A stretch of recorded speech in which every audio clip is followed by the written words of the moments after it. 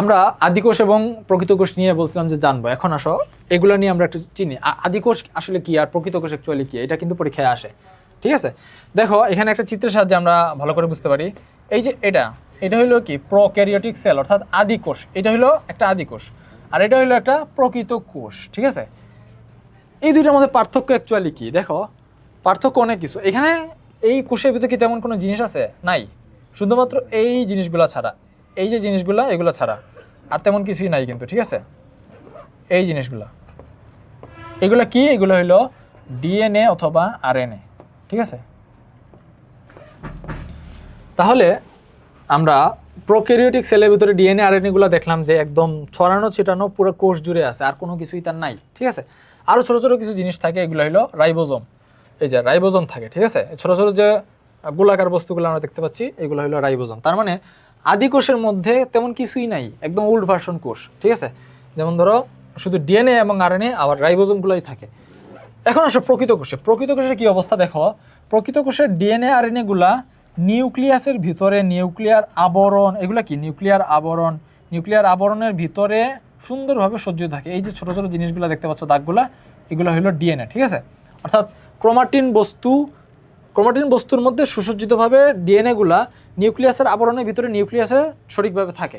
ঠিক আছে, এখানে এই দুটোর মধ্যে মূল পার্থক্য হইলো নিউক্লিয়াসে আর অঙ্গাণুসমূহে। ঠিক আছে, এখানে আমরা দেখতে পাচ্ছি যে নিউক্লিয়াস বলতে কোনো কিছুই নাই, নিউক্লিয়ার মেমব্রেন নাই, নিউক্লিওলাস বলতে মানে নিউক্লিয়াসে কোনো এক্সিস্টেন্সই নাই, শুধুমাত্র ডিএনএ আরএনএগুলো ছড়ায় আছে পুরো কোষ জুড়ে।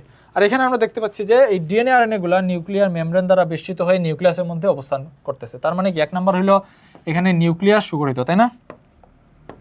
এক নম্বর হইলো এখানে নিউক্লিয়াসটা সুগঠিত।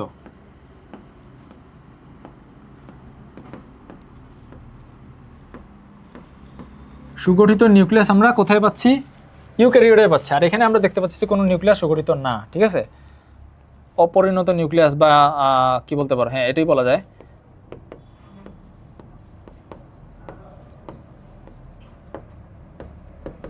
ঠিক আছে, দুই নম্বরে কি আছে দেখো, এখানে শুধুমাত্র রাইবোজোম আছে, আর এখানে অনেক ধরনের অঙ্গাণু আছে, যেমন ধরো মাইটোকন্ড্রিয়া আছে, এন্ডোপ্লাজমিক রেটিকুলাম আছে, তারা আরও অনেক ধরনের অঙ্গাণু থাকতে পারে। কিন্তু এখানে এরকম কোনো অঙ্গাণু নাই। এখানে অঙ্গাণু বলতে শুধু কি আছে? রাইবোজোম আছে, শুধু রাইবোজোম।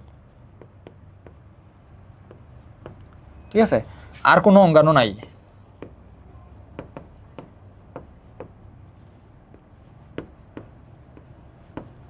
আর ওইখানে আমরা সব ধরনের অঙ্গাণুই পাই। ঠিক আছে, অর্থাৎ এখানে আমরা সব অঙ্গাণু পাই। ঠিক আছে,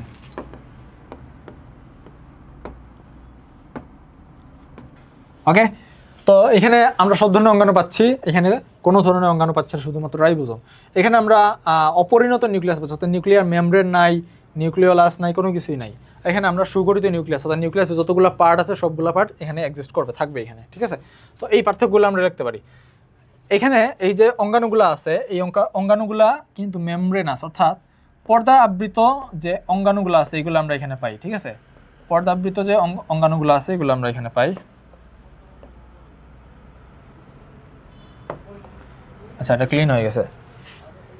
আচ্ছা, হোয়াটএভার, আমরা তাহলে কি বুঝলাম যে এখানে নিউক্লিয়াসের মধ্যে ডিএনএগুলো থাকে, আর এখানে ডিএনএগুলো কোষের মধ্যে ছড়ানো থাকে। এখানে পর্দাবৃত বিভিন্ন ধরনের অঙ্গাণু থাকে, এখানে পর্দাবৃত কোনো অঙ্গাণু নাই, অর্থাৎ শুধুমাত্র রাইবোজোম থাকে। ঠিক আছে, আর এই কোষগুলো একদম প্রিমিটিভ স্টাইলের, এই কোষগুলো একদম পারফেক্ট ম্যাচিউরড স্টাইলের হয়। ঠিক আছে, এখন আমরা দেখি আদিকোষ এবং প্রকৃত কোষ সম্পর্কে আমরা জানলাম।